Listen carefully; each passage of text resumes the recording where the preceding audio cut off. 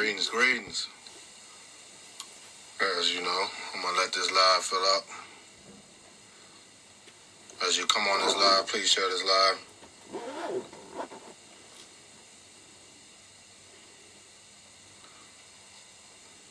Greetings, sister. Greetings.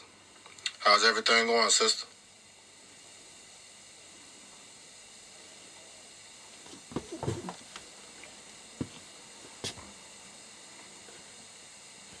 And let me share this live real quick. As y'all coming on this live, please share it.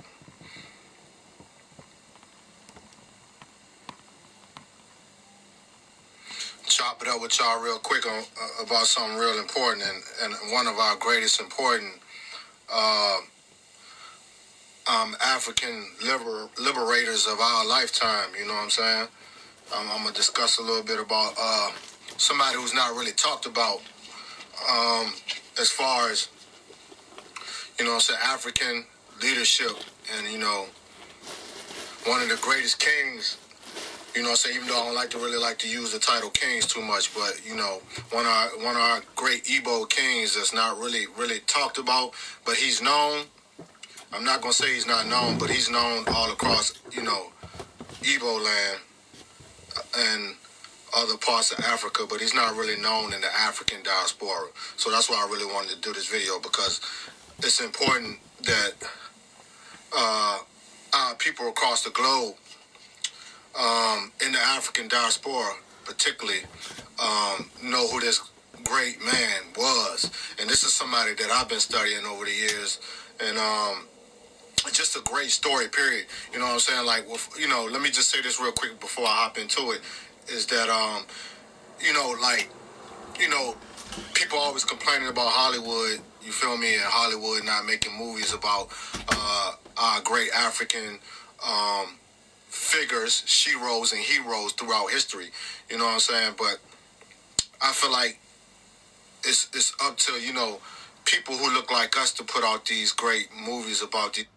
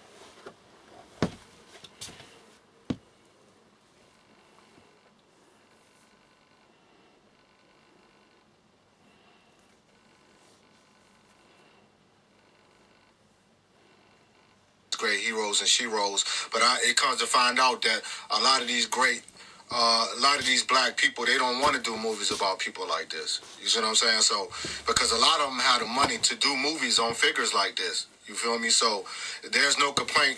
It should be no complaining about what the white man is doing to restrict, you know what I'm saying, movies being made about people that should be made about. You feel me? And this great leader right here, man, this great figure in history of time should definitely be mentioned up there with the greats. If not one of the top 5 greatest of all time. But his story just not known in the African history and African diaspora. You feel me? Especially the African diaspora. I don't really know about the educational system on the continent of Africa, but I know about the educational system in the diaspora. And this great man is not known amongst many of my people over here, amongst New Africans and Africans in the African diaspora. This is just pure facts. And I really wanted to do this video because I feel like we're heading into a new decade. So I figured that he's a great person to use as an example on what I want to talk about as we head into a new decade. And what I'm talking about is popularizing nationalism. You feel me? Because that word, I come to find out that word nationalism kind of freaks out black people. It kind of freaks out African people. It's like you bring up nationalism to the majority of African people in the African diaspora or on the continent or wherever African people may be who's not really educated about nationalism.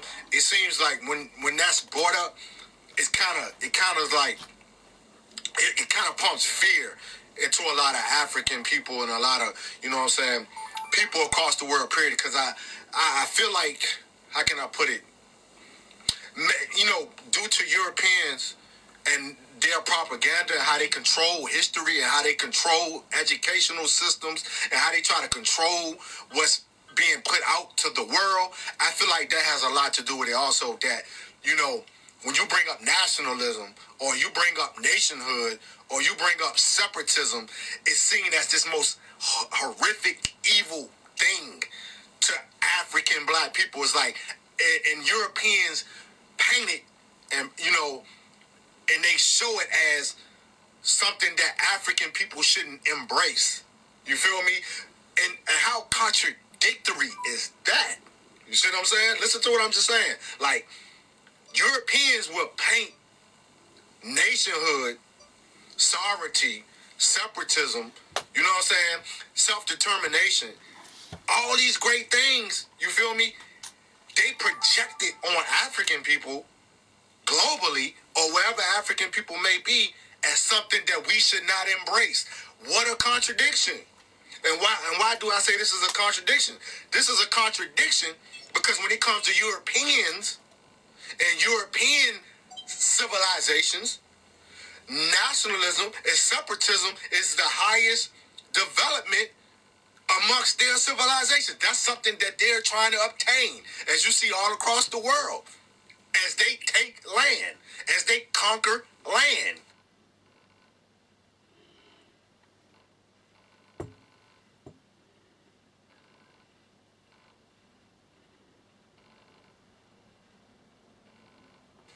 You see what I'm saying? And create their own nations. You see what I'm saying? It's beautiful. It's one of the most beautiful things to Europeans when they're doing it. You feel me? When they're conquering other people and taking other people's land, it's something great. Nationalism is great to white people. But when African people, new African people try to embrace nationalism, like, no, they're terrorists. They're terrorists. No, they can't embrace nationalism. No, they're terrorists. No way. No way, black people. You can't be a nationalist. You can't have your own nation. You can't embrace the politics of nationalism. You see what I'm saying? It's something that they don't want African people to embrace. Because you want to know why? They want African people to be their colonial subjects. Period. You see what I'm saying? The main reason that Africans were brought to America, to the diaspora, was to be colonial subjects, laborers. You feel me? Never to obtain what Europeans are obtaining. You see what I'm saying?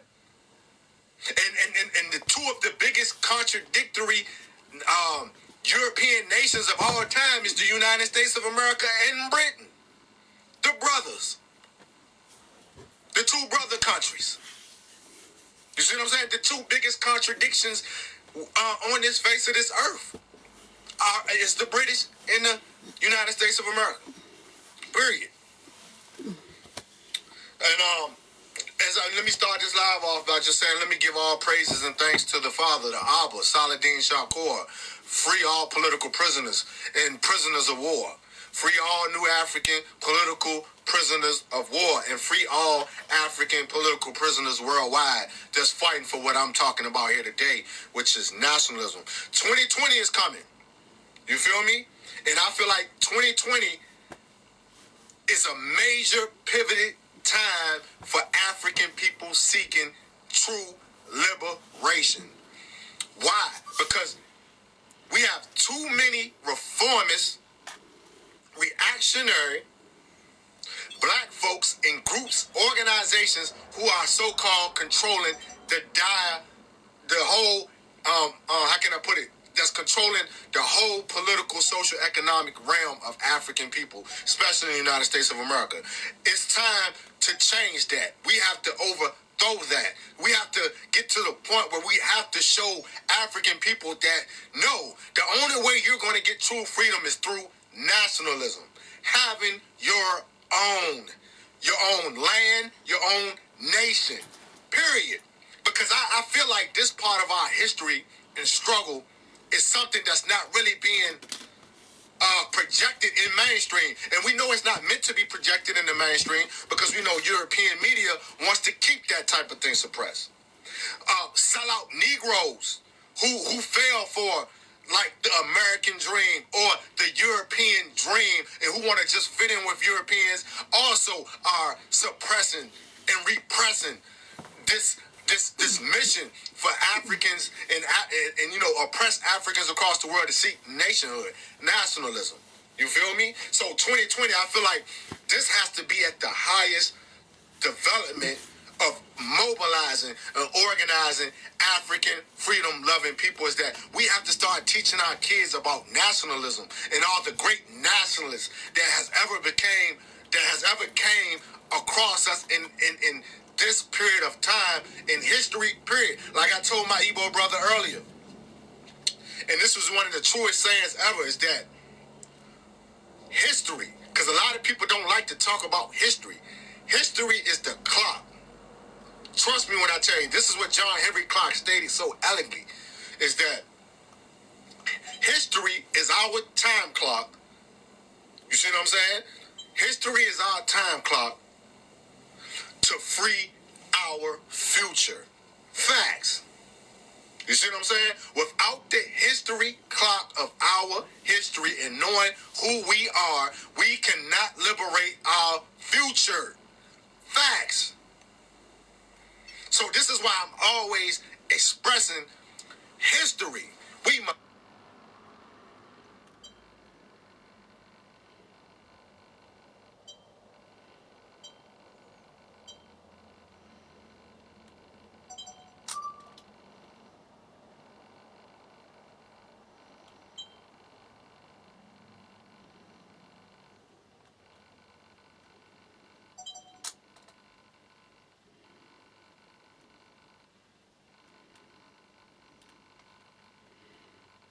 Suona quieto.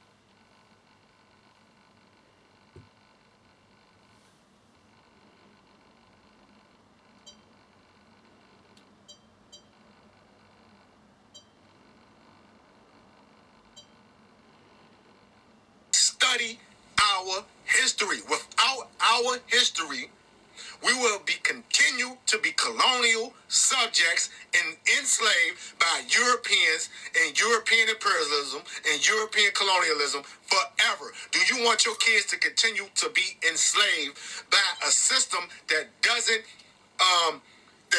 benefit them at all, which is global European imperialism? Your future generations will never be free until we free ourselves. Period. And what's the main thing that you must control in order to have true freedom? What do we have to take control of to gain true freedom, man? And it's very simple. It's very, very simple, man. Is that it all starts with resources.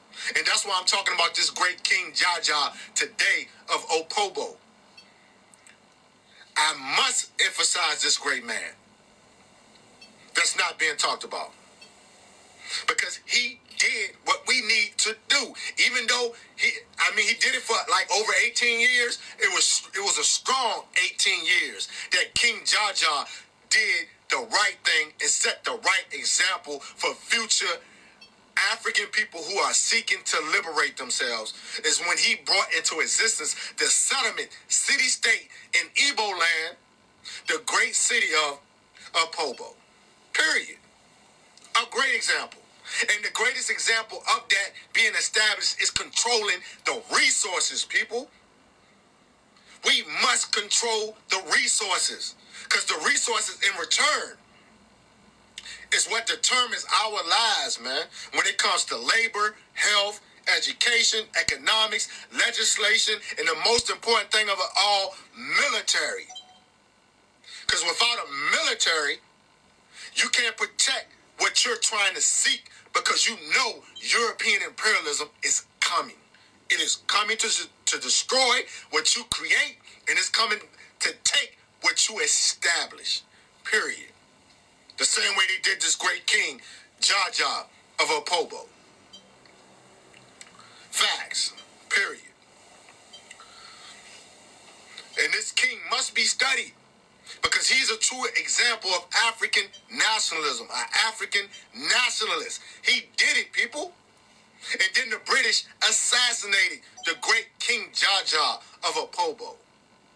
They assassinated this great leader. Could you imagine if King Jaja was never exiled? And I'm going to get into all that in a few seconds. Imagine if King Jaja was never exiled. You feel me? He was double-crossed, traded on. You see what I'm saying? And then assassinated by the British Empire, because King Jaja of Opobo was the most dangerous African in that time period, on how he controlled the trade market in southeastern Igbo land. And he kept the British Empire in check. You see what I'm saying? He kept the British Empire from capitalizing off of Igbo land's resources. You see what I'm saying? This is what you must understand. We must control resources to establish economic infrastructures that will benefit New African people, Biafran people today, man. This is why poverty is the most deadliest thing on this planet. You see what I'm saying? Because of economic oppression. Controlling the resources, people. African people don't control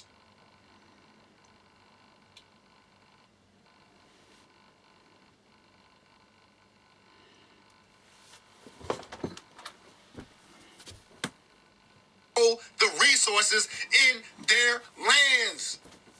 You see what I'm saying? And if African people can't control the resources of the land, then Africans in the diaspora can never, ever be liberated. Facts. You see what I'm saying? Because the Europeans are controlling the resources on the continent. Imagine new Africans or Africans in the diaspora or whatever you identify with. Imagine if you had no middleman. You cut out the white man. Imagine you had no middleman and you had direct access to the resources on the continent, the oldest continent on the planet, that you have birthrights to, you have birthrights to these resources, African brothers and sisters in the diaspora. Imagine if you had access to these resources. Imagine if you had access to the land on the oldest continent on this planet, which is Africa. This is why the Biafran struggle is the most important struggle in our times in the 21st century right now. Biafran land has to be liberated. Biafran land is enriched with minerals, resources that Africans in the diaspora need to liberate themselves, to become independent African nationals, African national people, man. Period. This is why King Jaja kept the British in check, because he seen he was a very smart man. And I don't even, like, the purpose of it, I'm not even going to talk about King Jaja's millionaire status. Yes, King Jaja, along with Mansa Musa and people of those times from West Africa, yes, King Jaja was one of the richest men on earth at the time. But that's not how he lived morally. That's not how he lived principally. When he created the great city-state of Opobo, that's not how he lived. He didn't live like a millionaire. You feel me? And let me just show you a picture of the great king right now. Let me show you a great picture of the king. That's King Jaja of Opobo right there. You feasting your eyes on one of the greatest African nationalists in history. Look at that great man. That's not talked about at all in the African diaspora. The great King Jaja of Opobo. Let me show y'all one more picture of him before I get into this topic. Or, breaking down his life real quick. And if you don't know who King Jaja is of Opobo, I suggest you research the great king of Opobo and teach him to your kids and teach your kids about nationalism. And that's what we're striving for, self-determination, no matter where Africans be on this globe. Our goals are nationalism, nationhood, sovereignty. That is the only struggle. See, a lot of people get this shit twisted. The only struggle for any African people on this planet is for nationhood, to have your own country, your own nation and state, your own government, to govern yourself. Because the Europeans have never governed us to the point that it benefited us.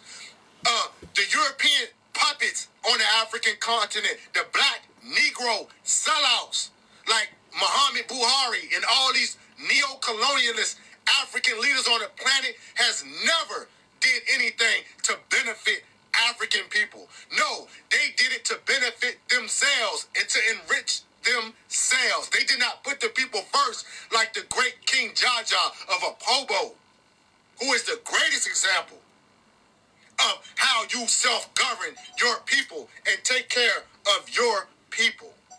Period.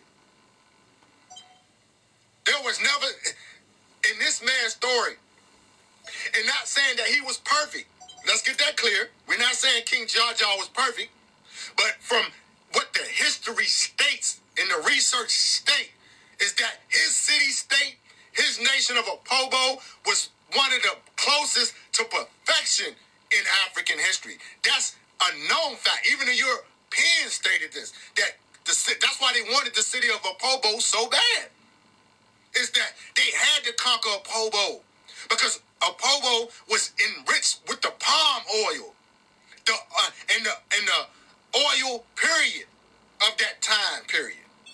You see what I'm saying? So they had to conquer Opobo. When they conquered Opobo, they knew they had Africa. Period. They knew they had Africa. I'm just trying to find this one more picture, y'all, before I get into it, because I want to show y'all the great Opobo, the great king of Opobo. This picture ain't clear enough, but I want to show y'all this picture. Oh, yeah, here we go. Here we go. Here we go.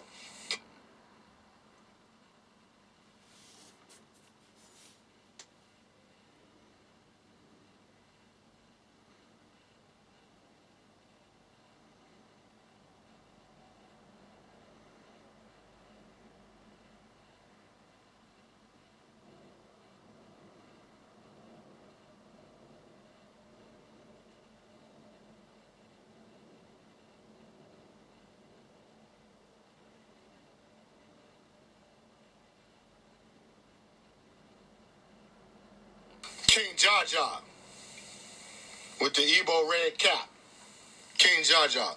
This is like one of my favorite pictures of him that was painted in the art. Look at that great Igbo. Look at that great Igbo nationalist, man. Look at that great Biafran nationalist right there, man. Of Opobo. One of the greatest nationalists in history. You looking at him right here, man. And what makes him the greatest nationalist of that time period is the fact that he put up, and this is the key thing you got to understand, what makes a great leader and a great nationalist leader is the fact, stiff resistance. Stiff resistance.